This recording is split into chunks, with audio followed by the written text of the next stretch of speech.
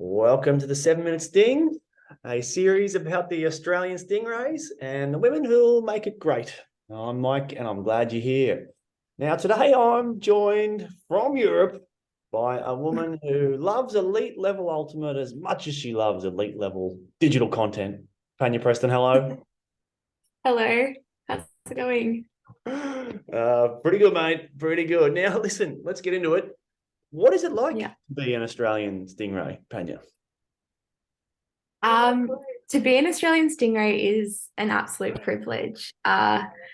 Especially coming from post-COVID, I think that we have had to bridge the generational traditions, bringing in the old ones and making new ones for ourselves.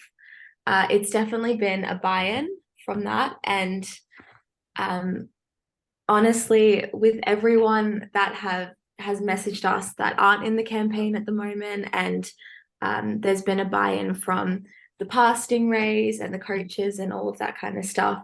It's definitely a privilege to represent the Australia and the Australian Stingrays. We definitely love each other and we really enjoy being silly. And so entering a campaign with like such high stakes and on the world stages, yeah, just such a privilege.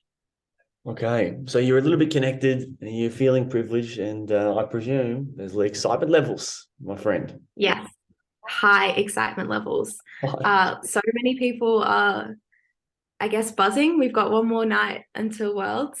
So yeah, we're very excited and I guess we all just like want it to happen already. So yeah, we're very cool.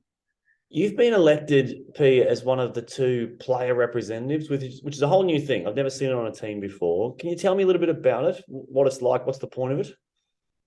Yeah. Um, so I guess at the start of the campaign, I think we realized that our team is established and has like a high emotional intelligence. Mm. And I think to cater for a team like that, you really have to kind of enable us in a way that will work for us and make sure that everyone is kind of mentally stimulated. So recognizing that we were a vibes team Vibes has team. been a huge success for us. Yes, a vibes team. Um, I think it started at the beginning of our kind of role was connecting the players, enabling them to feel heard and to feel powerful.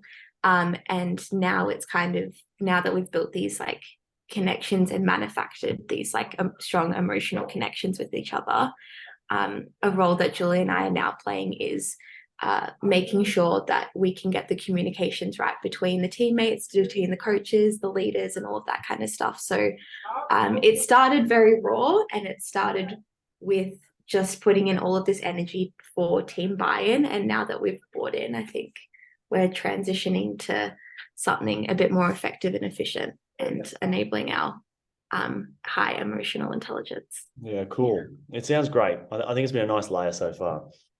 We got to talk Yeah. about the last week. Where have you been? What have you been seeing? Tell me about your European continental adventures. Oh my goodness, it's been a busy pre-tour, that is for sure. We have been in a chateau or a castle in France.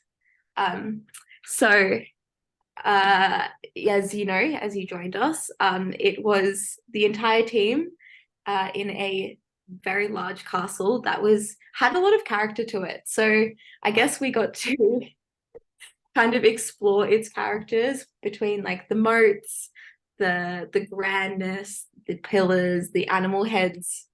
It was all a little bit funky, and yeah, we had the best time. I know you know about grandness, but perhaps the animal heads and the moats were a little atypical for you.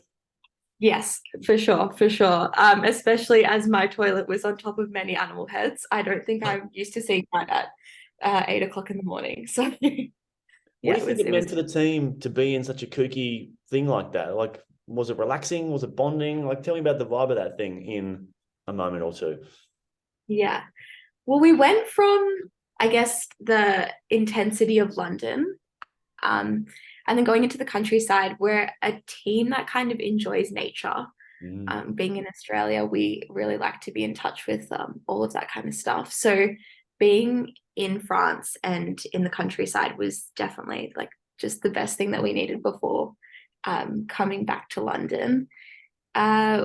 We just got to get to know each other in such a beautiful way, and like from team dinners that people would cook or afternoon teas to like even just getting dressed up, we really felt that we could get to know each other and like spend all of that quality time. So yeah, it was really special. Yeah, brilliant. Okay, there's 1 minute left in our time here, and let's just snap aggressively back to Frisbee. Can you tell me about the London invite and that kind of special tournament that you had there? Yeah. We got to have exposure to high level ultimate in all different scenarios. So we got to be in front of a crowd, we got to be in front of a live stream, commentary, and very experienced players around us and versing very experienced players. I think this has set us up, and we're in the best possible position right now for Worlds. And if people have felt it in those games, they're going to feel it at Worlds, and we're absolutely going to crush it. So I'm very excited, and London invite just set us up in the best way. You're relaxed, you're excited, you're a whole mix of things, but you're ready to go, P. And thanks for being here briefly this evening. Thank you so much, Mike. Good on you, P. Bye. Bye. See ya.